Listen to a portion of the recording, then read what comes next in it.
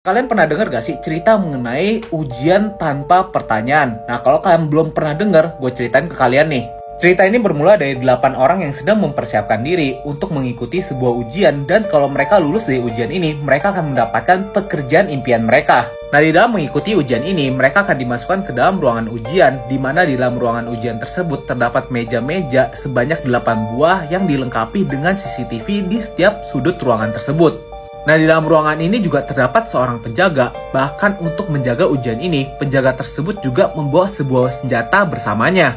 Nah, kalian pasti langsung berpikir ujian macam apa yang penjaganya itu harus membawa senjata untuk menjaga ujian ini. Tapi kita lanjut lagi ya.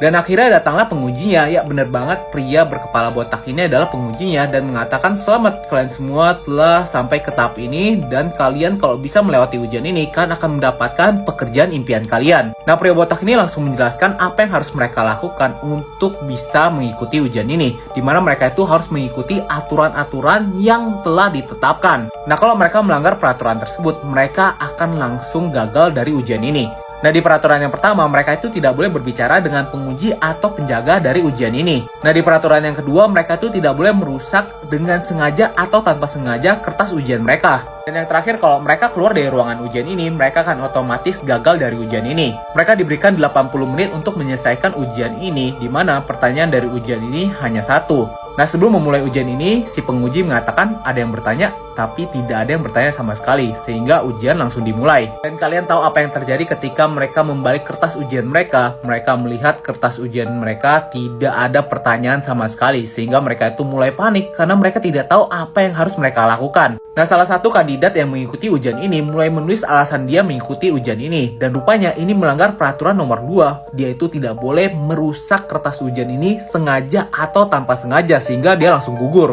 Nah, di situ semua kandidat yang mengikuti ujian ini melihat kejadian ini sehingga mereka tidak mau menulis di atas kertas ujian mereka. Dan kandidat nomor 5 mencoba untuk berpikir, kayaknya tadi nggak ada peraturan untuk ngomong dengan sesama kandidat lainnya, sehingga dia langsung coba untuk ngomong sama kandidat lainnya dan tidak terjadi hal apapun.